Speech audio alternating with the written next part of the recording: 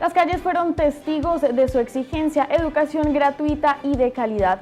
4 años después, el movimiento estudiantil se encuentra en otra etapa: gratuidad en la educación, calidad y el futuro de la misma. De todo esto hablaremos hoy en Agenda Región. Yo soy Mónica Suárez, bienvenidos.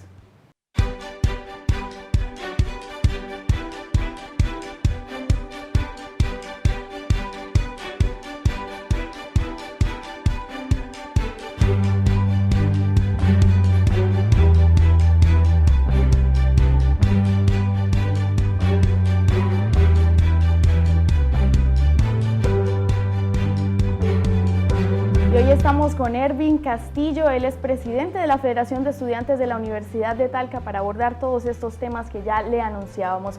Ervin, muchísimas gracias por aceptar esta invitación. Gracias a ustedes, Mónica, un placer.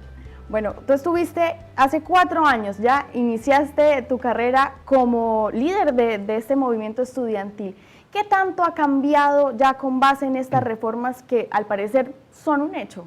Pareciera que mucho, pero la verdad que a veces no tanto, porque hoy día estamos un poco entrampados en una discusión que también fue un poco lo que nos entrampamos en el 2011. En el fondo, poner temas en el tapete, ¿no es cierto?, una necesidad de hacer reformas, de la cual todos estamos de acuerdo, los diversos sectores, pero ¿cómo hacerlas?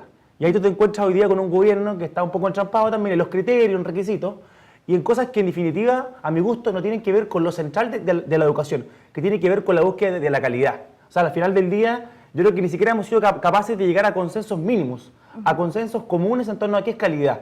Porque a nosotros lo que nos interesa, Mónica, es que más allá si el proyecto es del Estado o si el proyecto es particular, es que el proyecto sea de calidad, que el proyecto sea bueno, que sea un proyecto educativo serio, que la educación no solamente sea para ganar plata, sino que sea un proyecto claro, evidente, ¿no es cierto?, y que se cumplan, por ejemplo, los fines de las universidades, que la universidad investigue, que la universidad tenga buena extensión y que la universidad tenga buena docencia.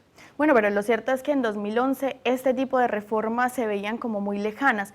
Sí. En ese sentido, Ervin, ¿pesimista u optimista respecto a la reforma? Yo creo que cómo se ha llevado a cabo la reforma y cuáles han sido los ejes que el gobierno ha cifrado, yo creo que aun cuando uno siempre tiene una mirada o que por lo menos trata de ser optimista, creo que hoy día estamos muy entrampados, estamos entrampados en cosas que, insisto, y vuelvo con la idea central, no tienen que ver con la calidad de la educación.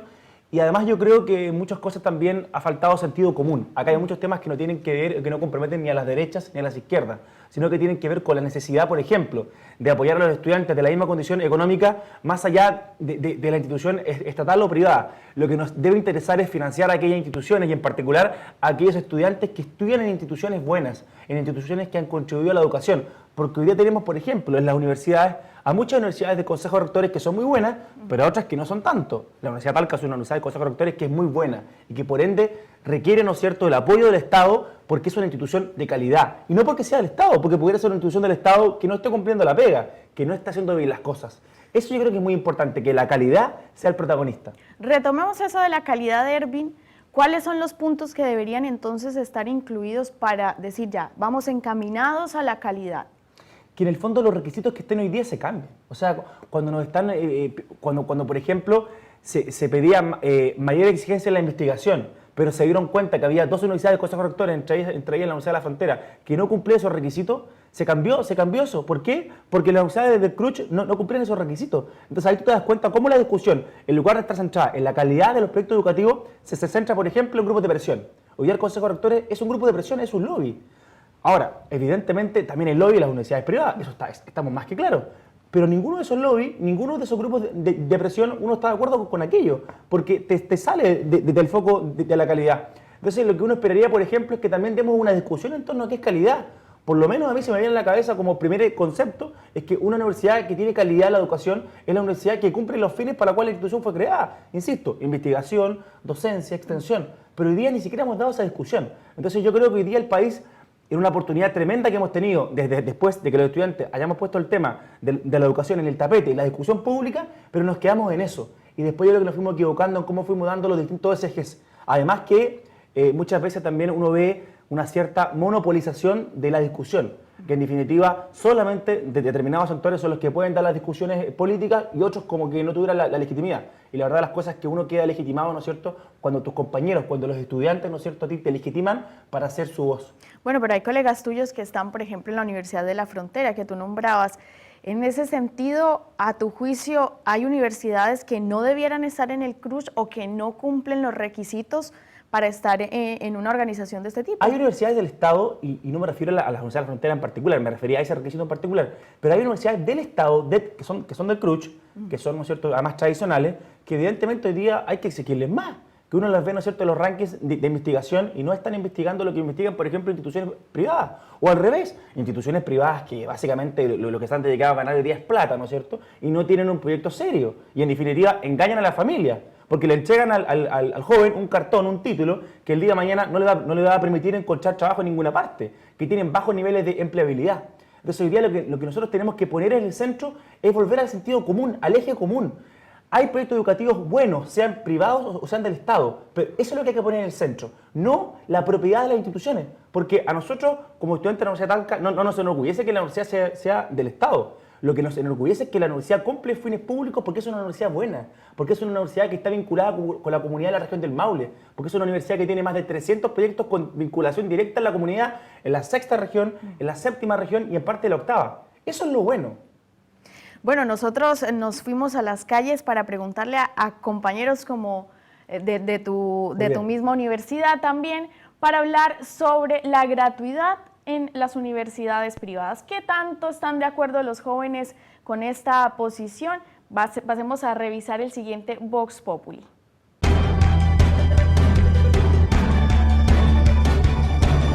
Yo creo que si es que se va a empezar a implementar la gratuidad en la universidad del país, tiene que ser una implementación gradual. O sea, yo empezaría primero con las del Consejo de Rectores y después con las privadas. O sea, igual el país no tiene la situación económica como para implementar esa gratuidad de golpe en todas las universidades. Yo creo que habría que ver la plata que se maneja dentro de cada una. Por ejemplo, las privadas tendrían que, ahí tienen su propio dinero y quizás tienen su propio sistema de educación. Entonces a lo mejor no van a respetar la reforma que se haga a nivel municipal. Yo creo que debería tener un ciertos años de acreditación que cumpla con ciertas normas para poder ser gratuita. Sí, estoy de acuerdo, porque al fin y al cabo la universidad no representa por completo a los alumnos. Y tal vez hay alumnos ahí que sí necesiten tener la gratuidad. Necesitan sacar dinero de alguna parte y si no puedo entrar a una estatal, tendría que pagar, supongo yo. O sea, o luchar más por entrar a una estatal y esforzarse más en vez de que sea todo gratuito.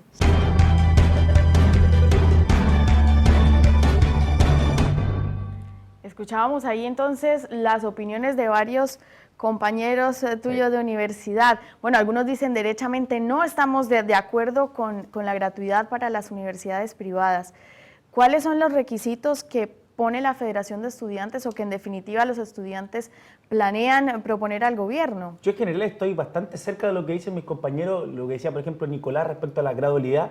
A mí me parece que es obvio, hoy día ningún país puede tener, ¿no es cierto?, tener la solvencia económica, ni menos este país que hizo una reforma tributaria que parece que no recauda lo que está recaudando, o lo que se pretendía recaudar, no puede entregarla a todos y a todos, efectivamente. Ahora, lo que nosotros hemos dicho desde todo momento, incluso desde nuestra campaña electoral y también lo que ha sostenido el movimiento CREA, que es el movimiento que es como el sustento de nuestra campaña en la Federación, es que evidentemente con recursos públicos no se puede financiar privilegios. Me explico. ¿Cómo vamos a financiar a los estudiantes más ricos del país? Hoy día creemos que hay muchas otras necesidades.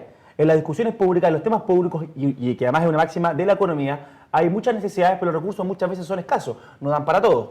Hoy día, efectivamente, nosotros creemos que la educación, ¿no es cierto?, y en particular la gratuidad, debe ser gradual, debe avanzarse, pero los requisitos que se deben cifrar no deben ver, ¿no es cierto?, la propiedad de la institución en la cual estudia el estudiante vulnerable, sino que tiene que ver la calidad. O sea, en los primeros, el gobierno ya ha cambiado 4 o 5 veces los criterios, o ha vuelto 8 los después que estuvieron, ¿no es cierto?, después del cónclave de la nueva mayoría, en donde, por ejemplo, se quedaba fuera, en primer término, universidades privadas que son muy buenas y que albergan a estudiantes vulnerables y que, de hecho, tienen a estudiantes de una condición económica muy parecida a los de la UTAL. Por ejemplo, la Universidad Alberto Hurtado o la Universidad Diego Portales, que son instituciones tan buenas como la Universidad de Talca y que tienen estudiantes vulnerables de clase media, estudiantes de los sectores de los primeros 5 deciles. Entonces, en definitiva, ahí tú te das cuenta cómo debe volverse la discusión a un eje común, porque de estudiantes vulnerables hay muchas partes, y es más, si uno quiere irse a los estudiantes estrictamente más vulnerables, y estos son datos que no entrega la Federación, sino el Ministerio de Educación, están en las universidades privadas. por sobre las universidades del Estado. La Universidad de Talca en particular es una excepción, porque la Universidad de Talca alberga estudiantes muy vulnerables.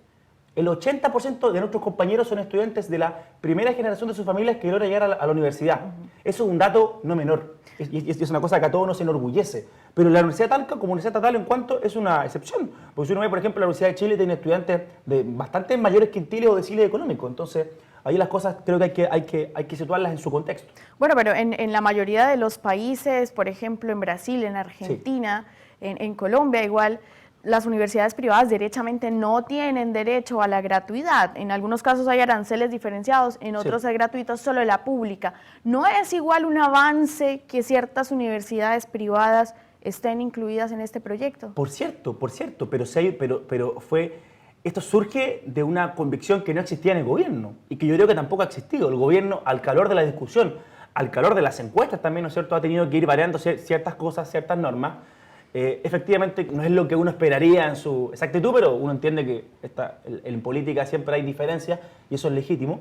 Claro, es bastante mejor de lo que se tiene. Ahora, yo también ahí pongo el acento en la calidad de la educación. Yo estuve el año pasado en Argentina en un congreso, ¿no es cierto?, con distintos dirigentes universitarios, y la verdad de las cosas es que las universidades del Estado son gratis, pero las universidades del Estado de Argentina, salvo un par de excepciones, la UBA y otras más, tienen bastantes condiciones magras respecto a las universidades de Chile. O sea, muchas veces también uno critica mucho a la calidad de nuestras propias instituciones, que estamos de acuerdo que tenemos muchos desafíos pendientes, pero ha crecido mucho, ha aumentado mucho. O sea, y además también la cobertura. El año 80 en nuestro país estudiaban en la educación superior 150.000 estudiantes. Hoy día estudian 1.200.000. Ervin, tú hablabas de los estudiantes vulnerables, pero dame unos minutos porque nos tenemos que ir a una breve pausa para seguir conversando de todos estos temas que tienen que ver con la reforma educativa. Ya volvemos, no se muevan.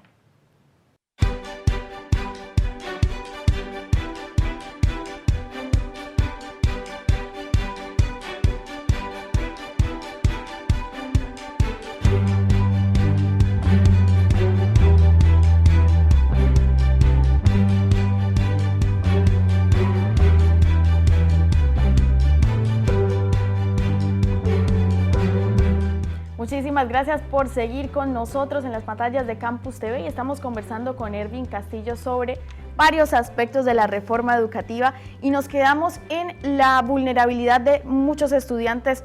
Mencionabas tú el 80% de la Universidad de Talca son estudiantes vulnerables. El último anuncio del gobierno, Ervin, tiene que ver con la disminución de ese porcentaje de alumnos favorecidos por la gratuidad, del 60 al 50%. ¿Qué te parece ese anuncio? ¿Cómo lo reciben? ¿Claramente afecta o no a las universidades de regiones? Yo creo que es menos malo de lo que se tenía, porque se pasa, ¿no es cierto?, a considerar también a estudiantes vulnerables de otras instituciones que cumplen requisitos de calidad y que inicialmente no estaban considerados. Pero evidentemente las universidades del Estado pierden un 10% de estudiantes de los primeros deciles que antes sí estaban considerados. Pero aquí lo más importante creo también es aclarar muchas cosas de la reforma, porque en definitiva las propias instituciones, en particular la Universidad de Talca, hemos escuchado autoridades que ya nos han dicho que hay muchas instituciones, entre estas también la UTAL, y por eso lo digo, que no van a ser capaces de financiarse, de sostenerse económicamente con esta propuesta. Entonces, lo que uno llama hoy día, y lo que asoma como imperativo moral incluso, es que el Ministerio de Educación, en primer lugar, defina cuál va a ser su agenda, porque ahora no han vuelto a este 50%, pero el día de mañana pueden cambiarlo al 70%, al 30%, porque así ha sido la hoja de ruta, que el gobierno y en particular el ministerio y la ministra del Piano defina una carta de navegación, un horizonte. Hacia allá queremos ir. ¿Cómo vamos a ir allá? ¿Por qué vamos a ir allá? Más allá de decir que todos podamos estar en contra, todos podamos estar a favor, que es legítimo y es parte de la coyuntura. Pero el gobierno tiene que centrar, porque además también se ha dicho que los recursos se van a discutir desde septiembre hasta octubre con la ley de presupuesto, con la glosa de presupuesto, pero el proyecto de gratuidad va a entrar en diciembre. Sí. Entonces va a estar aprobando recursos antes del proyecto. Y todos sabemos que en el Congreso un proyecto entra de una forma, entra la forma C y sale la forma D. O sea, de hecho, el Congreso, el Parlamento está para eso, está para modificar las cosas, está para mejorar eventualmente los proyectos. Entonces hay mucha desinformación. Hay instituciones que siguen quedando afuera, por ejemplo el INACAP, que es una institución muy grande de la región del Maule. Entonces ahí también el INACAP, por ejemplo, tiene el 10% de la matrícula a nivel nacional en la educación superior. O sea, hay más de 100.000 estudiantes en el INACAP. Es la institución más grande. Entonces bueno, ahí también tú te das cuenta, Mónica, cómo hay criterios que no están bien definidos y sobre todo una carta de navegación. Puede ser buena, puede ser mala, pero hoy no existe. La ministra del Piano igual decía hace poco que esto no era una carrera contra el tiempo y por eso no ingresó el proyecto en septiembre, sino se aplazó para diciembre. Pero por ejemplo, habían subido a la página web del Ministerio de Educación el documento y después la ministra del Piano sale diciendo que era un borrador. Claro, que fue un error. Pero ¿cómo va a ser un borrador un documento que estuvo durante varias semanas como las bases para la gratuidad de la educación superior? Y nos dicen que es un borrador. O sea, ese grado de improvisación y de falta de convicción, porque en algún minuto yo creo que se abdicó la función de gobernar, porque se intentó congraciarse con todos, y uno nunca puede dejar contento a todos, es evidente. Creo que eso al final del día terminó pasando a la cuenta. Erwin, pero entonces el proyecto debería ingresar el año entrante. Yo creo que más allá de si el proyecto entra en diciembre o entra el próximo, que de partida se entra en diciembre es básicamente lo mismo porque no va a estar aprobado en diciembre. En febrero, recordemos que hay, ¿no es cierto?, hay un receso legislativo. Más allá de eso, lo importante es aclarar los criterios, sean buenos o sean malos, pero que el gobierno nos diga, con esto nos vamos a ceñir. Algunos estarán a favor, otros estarán en la vereda contraria, pero que por lo menos se nos diga que eso van a ser finalmente los requisitos que van a terminar siendo, porque hoy día, la verdad, las cosas que uno no sabe lo que va a pasar el día de mañana. Pero están claros ustedes en su postura. ¿El gobierno se ha acercado a dialogar con ustedes? ¿Lo han hecho? Yo creo que el gobierno lo ha hecho, sobre todo con la mesa ejecutiva de la Confech. Pero evidentemente, incluso también ha sido muy recurrente, esto de, claro, sentarse a conversar, pero en definitiva te presentan un PowerPoint con 30, 40 páginas, ¿no es cierto? Pero la semana siguiente salen diciendo que eso lo cambian. Y después crean un consejo consultivo con 10 expertos de dudosa procedencia política, poco diverso. Hay un exministro, el ministro Vitar, ¿no es cierto?, que fue el responsable, ¿no es cierto?, de un crédito con aval del Estado que en su minuto tenía un interés altísimo del 6%. Todos sabemos que hay muchos compañeros de la universidad que están endeudados al 6%, no al 2% como ahora. Entonces, la verdad, las cosas que también tú te vas dando cuenta que, si bien es cierto, claro, quizás la ministra del Piano es un poco más dialogante que Eizaguirre, que es bastante difícil ser menos dialogante que Eizaguirre, creo que nunca basta. Bueno, ustedes también recibieron con sorpresa esta disminución de los beneficiados con el porcentaje de gratuidad. Pero claro, ¿cuál es la posición oficial del gobierno respecto a esta baja que involucraría la gratuidad a partir del 2016? Se la preguntamos al Seremi de Educación. Escuchemos a continuación esas declaraciones.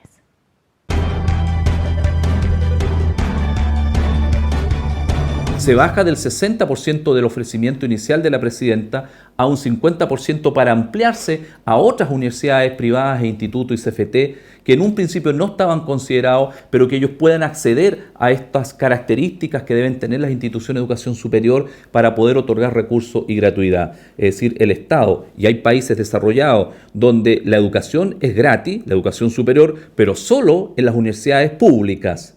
Y existen universidades privadas. Y allá cada uno si quiere estudiar en una universidad privada. Pero en el caso de Chile, lo que nosotros queremos hacer es que la educación sea gratuita para todos los estudiantes, sin importar el nivel social, pero partiremos primero por los más vulnerables, siempre y cuando estudien en instituciones de educación superior que tengan ciertas características. Tanto con los profesores, el año pasado hubo un diálogo que se elaboró un borrador, un proyecto que ingresó y un diálogo que después prosiguió en la mesa tripartita. Y en el caso de la educación superior, tanto el ministro anterior, Eizaguirre, como la actual ministra Adriana del Piano, ha sostenido reuniones con dirigentes de las distintas federaciones de estudiantes de las universidades del país. Por lo tanto, lo que sí es muy difícil es que todo lo que opine un sector pueda ser plasmado en un proyecto de ley. Un gobierno tiene que escuchar a todas las partes y en el escuchar y en el dialogar tiene que ir elaborando lo que va a ser los proyectos de ley que va ingresando al Congreso. Y lo importante es que todo proyecto de ley puede no ser compartido por todos los sectores, pero los proyectos de ley no tienen por qué ser perfectos y el Congreso, de todos los colores políticos, los parlamentarios tienen la capacidad y su trabajo es de ir perfeccionando los proyectos de ley que se ingresan. Escuchábamos ahí al Seremi de Educación. Erwin, aterricemos esto de la disminución en el porcentaje de gratuidad a nuestra realidad regional. ¿Cómo afecta a la Universidad de Talca, a las demás universidades de nuestra región, esa disminución? Dos cosas. Lo primero, efectivamente hay compañeros que inicialmente iban a estar, ¿no es cierto?, en este requisito y hoy día se les ha dicho que no. Pero lo segundo, y es un dato que me parece relevante un poco lo que decía el CEREMI de Educación, él hablaba de la educación técnica, que me parece que está bien que lo ponga en el centro de la discusión porque generalmente queda afuera. Pero se miente. Hay 7 regiones del país, dentro de las cuales lamentablemente está la región del Maule, que ninguna institución técnica está, ¿no es cierto?, considerada para la política de gratuidad. Y aquí tenemos instituciones técnicas que yo creo que han tenido en la CAP, yo lo pongo como un ejemplo, la verdad, muy bueno, pero también tenemos el San Agustín, el Massachusetts, el IEP, etcétera, que por ciertas cosas de su naturaleza propietaria no cumplen estos requisitos. Entonces son requisitos arbitrarios, anacrónicos, antojadizos. Y la verdad de las cosas es que cuando uno habla, por ejemplo, de compromiso con la educación técnica, ya que hay muchos estudiantes que nos pueden estar viendo de esas instituciones, digámosle las cosas como son. Lamentablemente a esos compañeros que tienen probablemente la misma condición económica o incluso más baja que muchos estudiantes de universidades del Consejo de Rectores, no tienen este beneficio. Entonces aquí hay que decir las cosas claras y la verdad con menos letra chica, porque si no al final lo que uno hace justamente es generar expectativas muy altas y después tú no eres capaz, ¿no es cierto?, de poder cumplirlas. Y ese también es un problema del gobierno a nivel central. El gobierno prometió mucho y hoy día el gobierno se da cuenta que, por ejemplo, hay que ser responsable con las platas, ¿no es cierto?, y que evidentemente nunca se puede dejar contento a todos, pero partamos por mínimos comunes, dejemos contentos y cumplamos con los estudiantes vulnerables más allá de la institución en la que estudien, mientras la institución sea y cumpla con ciertos márgenes de calidad, yo estoy de acuerdo con que lo haga. Y el gobierno hoy día, si en algo accedió y si hoy día lo que se está es menos malo de lo que se tuvo inicialmente, es porque tuvo que escuchar algo. Porque inicialmente el gobierno tenía otra concepción. Pero se estará favoreciendo entonces a la región metropolitana más que a las regiones. Claramente. O sea, imagínate que hay 7 regiones del país, entre el norte, el centro y el sur, que no tienen ninguna institución técnica. Aquí en nuestra región también tenemos instituciones que quedan fuera de este beneficio y sabemos qué instituciones son. Entonces, en realidad también, incluso además, por ejemplo, distintas autoridades de la Universidad de Talca, de la Católica del Maule, han sostenido que aunque están consideradas, ¿no es cierto?, les va a costar, ¿no es cierto?, poder administrarse. Hay mucha incertidumbre y que opera, en primera parte, para las autoridades, para los rectores, para los decanos de las distintas escuelas y facultades, pero también, ¿no es cierto?, para los estudiantes y la familia. O sea, ¿voy o no a dejar a mi hijo en una institución va a recibir esa institución el beneficio? Y lo otro también, la concepción de cómo se implementa la gratuidad. ¿La gratuidad va a la institución o va al alumno? Eso también es un tema importante porque ahí también tú puedes tener el día de mañana un problema con lo que dice en relación con la autonomía de los proyectos educativos, que esa también es una discusión que ya se está empezando a dar. En definitiva, Mónica, esta es una discusión demasiado amplia y demasiado diversa como para que en un minuto haya ciertos expertos en educación, expertos lo digo entre comillas, que hayan, ¿no es cierto?, apostado y arrogados a esa facultad y que hoy día claramente es como un balazo que se le devuelve a la cara porque tienen que volver a foja cero, después lo cambian, después vuelven a modificarlo. Bueno, de hecho el financiamiento es una preocupación. Hace poco los rectores se pronunciaron y han dicho que al parecer no van a poder financiarse, van a disminuir mucho sus ingresos. Bueno, es una preocupación, me imagino, también de la federación. En ese sentido, el rector Rojas de la Universidad de Talca creo que ha tenido una postura bastante coherente en ese sentido, incluso lo decía hace algunos días en una entrevista en un medio de Santiago, donde él mostraba claramente su preocupación con lo que venía. Pero la verdad de las cosas es que cuando uno ve a otros rectores del Consejo de Rectores, insisto, no el rector Rojas, uno ve, por ejemplo, al rector Aldo Valle de la Universidad de Valparaíso o uno ve al rector Vidal de la Universidad de Chile, pareciera que solamente están defendiendo sus propios intereses corporativos y eso un poco lo ciega del sentido común. O sea, cómo inicialmente se estaba dejando fuera estudiantes de la misma condición socioeconómica solamente porque estudiaban en instituciones, por ejemplo, particulares, pero que eran instituciones que cumplían, por ejemplo, los requisitos de calidad. Si acá uno no quiere yo no quiero financiar y nosotros no queremos financiar como federación a universidades que solamente se dediquen a ganar dinero. Eso no nos parece bien. Pero también evaluemos en su sano contexto, en su sano juicio, a las instituciones, insisto, más allá de si son propiedad del Estado o si más allá si son propiedad de entes particulares. Bueno, son discusiones que todavía quedan entonces por hacerse. Lo cierto es que el proyecto, al parecer, ingresará en diciembre si hasta ahora no hay mayor cambio. Te agradezco muchísimo por compartir con nosotros este espacio, Ervin. Muchas gracias, Mónica. Un gusto haber estado acá en Campus TV. Por supuesto que nosotros en Campus TV y en Agenda Región seguiremos analizando todos estos temas que tienen que ver con la educación, con lo que se viene en materia educativa, no solamente para la región, sino para el país. Así finalizamos entonces una nueva edición de Agenda Región. Muchísimas gracias por acompañarnos nuevamente. No se pierda toda la programación que tiene Campus TV preparada para ustedes. Nosotros nos veremos próximamente.